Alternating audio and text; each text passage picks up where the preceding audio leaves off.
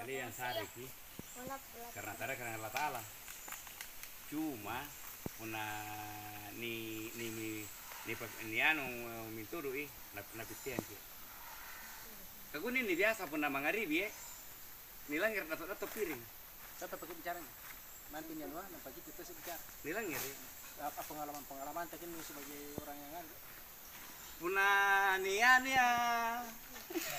nilang puna mangaribi pada kacang kolana atau pada tu kacang ko atau pangan re. Assalamualaikum warahmatullahi wabarakatuh. Para pemirsa yang berbahagia, sekarang ini kita berada di suatu tempat di Desa Borong, namanya Salibang, Dusun Salibang. Tempat yang ada ini seperti yang kita saksikan, ini ada sumur tua. Ini adalah sebuah situs sejarah tentang kerajaan Borong di masa lalu. Memang kerajaan Borong ini tidak populer sekarang ini karena generasi muda sudah tidak mengetahuinya, tetapi generasi di atas kami ini, dua di atas kami sangat familiar tentang keberadaan kerajaan Borong dengan rajanya yang sangat terkenal yaitu Jatingkaren Borong. Nah, sekarang ini generasi muda juga kalau nama itu disebut juga mungkin 1-2 orang termasuk yang di Borong ini yang mengenalinya, tapi kalau di luar sana sudah jarang. Oleh karena itu kita berada di tempat ini dalam rangka untuk pertama itu adalah siarah atau napak tilas terhadap para leluhur, napak tilas sejarah. Yang kedua adalah bagaimana kita mengingat kembali peristiwa-peristiwa itu dan mengambil pelajaran daripadanya. Oleh karena itu kita hari ini ada di sini. Jadi sumur Salibang ini bagi masyarakat Borong dan siapa saja yang mengetahuinya itu punya nilai cerita yang sangat tinggi atau legenda. Cerita yang mungkin bagi orang zaman sekarang ini sudah tidak masuk akal, tetapi itu diceritakan secara turun-temurun. Jadi kami akan bercerita dulu siapa itu Jatingkaren Borong. Nah, bagi masyarakat Konjo, Jatingkaren Borong ini dianggap sebagai raja pertama yang memimpin di wilayah Konjo ini atau di Bulukumba Timur pada umumnya. Jadi Jatingkaren Borong ini menjadikan Borong ini sebagai pusat daripada wilayah kekuasaannya. Di mana saja wilayah kekuasaannya, ada 2 wilayah besar kekuasaannya. Wilayah intinya itu atau orang di sini bilang Rambangilalang itu adalah terdiri dari Tanuntun Tammatto. Tanuntun itu Kecamatan Herlang, ibu kota Kecamatan Herlang sekarang. Tammatto itu sekarang masuk di wilayah Kecamatan Ujurloe. Jadi Tanuntun Tammatto, Sangkala Lombok. Sangkala itu ada di Kajang, Lombok itu ada di Kajang juga, Teratua.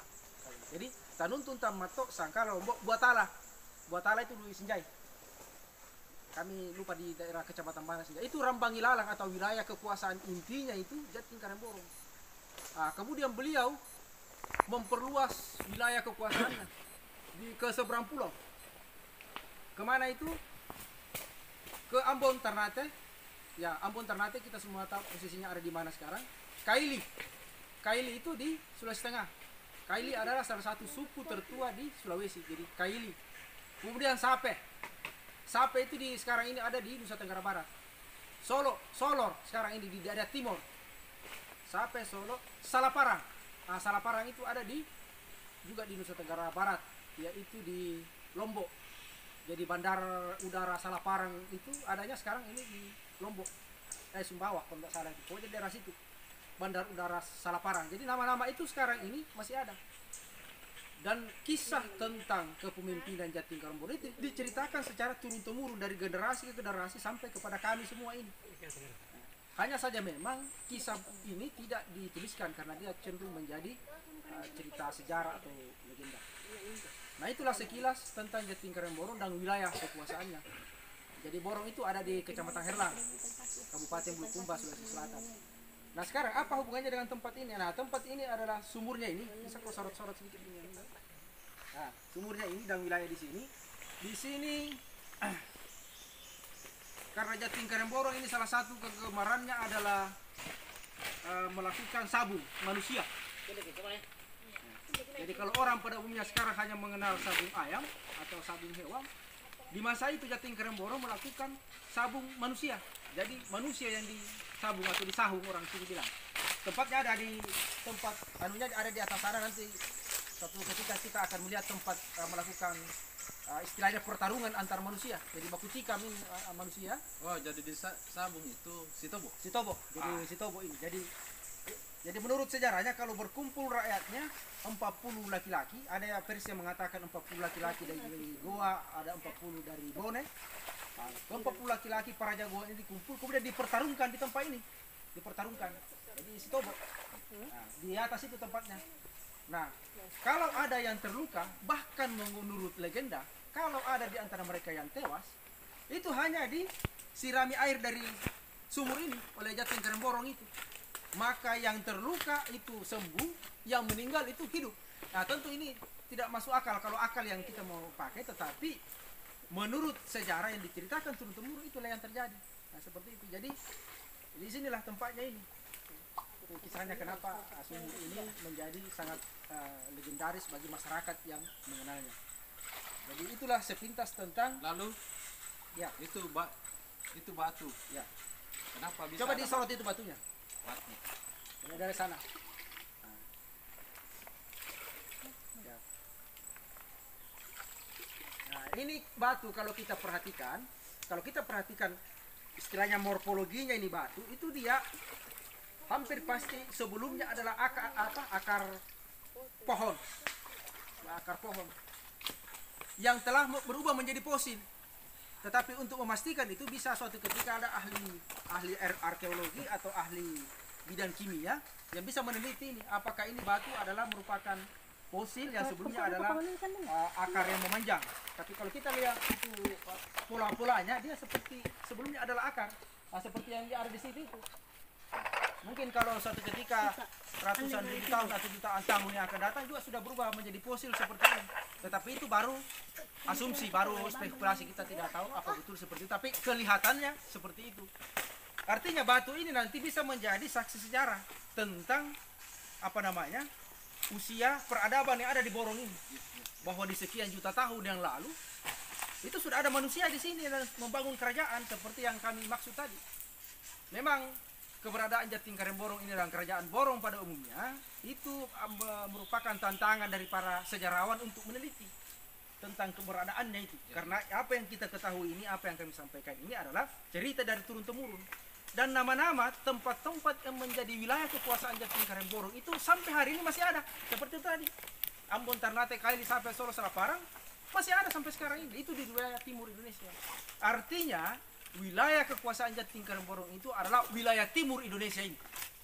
Wilayah timur Indonesia. Di sini pernah menjadi pusat peradaban. Jadi Borong itu pernah menjadi sebuah negara. Itu kata kuncinya. Borong itu pernah menjadi sebuah negara yang pusat pemerintahannya ini di sini. Di sini, daerah Salibang ini. Nah, itulah sekilas tentang Borong. Artinya sejarah itu bisa, kenapa kita harus belajar sejarah, harus mengetahui sejarah supaya menjadi spirit atau semangat bagi generasi muda.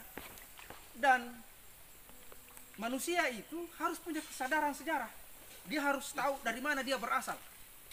Apa prakarsa-prakarsa atau apa yang pernah dibuat oleh nenek moyangnya di masa lalu. Nah, kalau pernah membuat sesuatu yang istilahnya spektakuler, ya tentu kita juga tertantang untuk bagaimana kita membuat juga hal yang seperti itu. Nah, itulah gunanya kita bikin sejarah. Nah, jadi masih banyak situs-situs lain yang terkait dengan Jating Karemborong. Masih banyak. Ini kan baru sumurnya. Kita belum ke atas yang tadi menurut informasi Pak Salam ini, coba sorot Pak Salam yang sekarang ini yang punya kebun ini, menurut informasinya tempat pertarungannya itu ada di atas itu, Pasahungan namanya. Tempat Pasahungan ada batu di situ yang menjadi tempat untuk menyimpan minumannya, ada semua di situ. Selain di tempat ini di Salibang, masih ada tempat lain yang terkait dengan itu. Di mana lagi? Ada di daerah Tiro sekarang namanya Pak Galarangan. Apa itu Pak Galarangan? Di situlah Jating Karemborong bersama para adatnya, dalam hal ini para Galarang, bersidang memutuskan sebuah perkara. Nah, Misalnya kalau seseorang itu dinyatakan bersalah, di situ disidang di pagelaran. Begitu diputuskan dia bersalah, maka dia harus dihukum. Ada tempat untuk melakukan hukuman itu. Nah, hukuman apa yang biasa? Misalnya dibunuh, hukuman mati. Karena misalnya berat pelanggarannya, dihukuman mati. Di mana itu dieksekusi? Tempat eksekusinya itu di sebelah. Namanya liku bicara. Nah, nanti kita akan lihat. Kita akan ke situ nanti itu bicara. Di situ anunya itu tempatnya. Itu satu tempat yang sekarang ada di daerah bentuk Kamase. Khusus mengenang tempat ini, orang-orang datang biasanya berziarah ke sini. Apa yang dilakukan? Jadi begini, dulu orang jamak datang ke sini untuk bersiarah, misalnya karena mungkin sebelumnya dia pernah punya niat bahwa misalnya kalau sembuh dari sakit, kalau pernah berniat untuk dapatkan sesuatu kemudian doanya dikabulkan, nah, misalnya seperti itu. Dalam pandangan orang yang hanya bersyariat, biasanya dia bilang itu musyrik. Ya. Oke lah, kita bersepakat itu musyrik bagi orang yang tidak mengetahui. Nah, tapi itu pembahasan lain nanti kalau soal itu. Tapi kalau kita datang ke sini murni bersiarah untuk mengenang peristiwa-peristiwa bersejarah dan leluhur-leluhur kita di masa lalu supaya generasi muda tahu bahwa tempat ini adalah tempat yang bersejarah. Karena kita tahu bahwa tempat ini adalah tempat yang bersejarah, maka kita harus jaga ini tempat. Dijaga apa? Dijaga kelestariannya. Jangan merusak pohon-pohon yang sudah mulai langka. Seperti ini sekarang ini ada toka ini sekarang kalau di dalam borong ini mungkin ini mami toka yang ada. Tidak ada lagi. Jadi kalau menanti generasi muda kayak ini anak-anak kecil kan ditanya mana itu toka, dia sudah tidak tahu. Sorot itu toka. Nah, tapi karena ada ini toka dia bisa tahu itu namanya toka. Bisa. Ya sekarang dia dulu. Kita mau mendengarkan kesaksiannya Pak Salam yang apa namanya, yang punya kebun di sini. Peristiwa-peristiwa apa saja yang dia pernah saksikan, pernah lihat, pernah dengar selama dia ada di sini. Kita mau mendengarkan pengalamannya beliau yang sifatnya gaib itu sesuatu yang tidak masuk akal. Silakan Pak Salam. Biasa itu kalau maghrib, kalau maghrib kadang-kadang itu ada kayak orang di rumah anu piring bunyi-bunyi, Ada suara-suara piring. suara-suara piring kayak sendok apa ya. Kalau mau menjelang maghrib itu biasa yang kita dengar. Tapi kita tuh sudah tidak takut lagi karena istilahnya sudah terbiasa dengan kayak sudah bersatu kita. Apalagi lain yang biasa kan. Kalau masalahnya ya lain-lain itu yang sering kita ini yang sering Waktunya nih anu nih di kecuali ini sumur di waktunya dibersihkan itu kubisnya udang itu banyak sekali, tapi begitu habis air tidak dilihat juga udangnya kemana. Iya. Jadi udangnya lenyap pada saat airnya sudah surut, tidak ada Iya, air. sudah tidak ada Udang air. itu lenyap Habis. pada saat mau ditimba ada itu banyak. Itu udangnya luar biasa banyak. karena kumisnya itu udah naik. Tapi sudah dibersihkan tidak ada lagi udangnya biar satu ekor dilihat tidak ada. Makanya itu kita heran di antara semua yang ini yang kita kerja di sini membersihkan. Iya. Oke, lihat semua itu yang dilakukan oleh orang yang datang. Soalnya video. Ini dalam rangka orang datang syukuran. Ini Apa adalah namanya? orang yang Datang bersiarah bersiarah. sambil makan-makan. Jadi ini kuning batuan nih main pelete. Oh, berorek batu labak nani kuning. Itu memang. Ini kita nanya ini. Dia batu Kan laban. ini rihasunan ni ane. Kita nanya ini. Ini nah tembok ini. Hari ini lihat tuh Ini batu labak. Itu bukan air kawan. Pula ba ini batuan ni kuning. Hari ini yang kita lagi dan Oke, kalau sudah itu menghadap ke sini lagi sini. Jangan kau naik. Kailannya berapa sih? Tapi persen.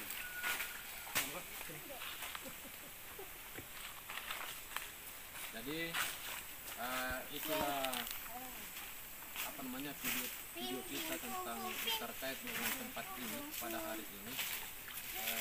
Apa yang dilakukan orang-orang masyarakat di sini, masyarakat Borong dan di luarnya yang datang ke sini bersiarah itu sudah bagaimana apa namanya tentang sejarahnya tadi sudah diceritakan oleh Pak Said.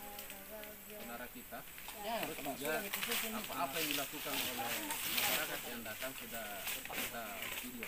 Jadi bagi yang mau mengetahui tentang sejarah Jatim Karemboro dan tempat yang ada di sini, tonton video ini, like, komen, dan bagikan. Wabillahi taufiq wal hidayah. Assalamualaikum warahmatullahi taala wabarakatuh. Waalaikumsalam warahmatullahi wabarakatuh.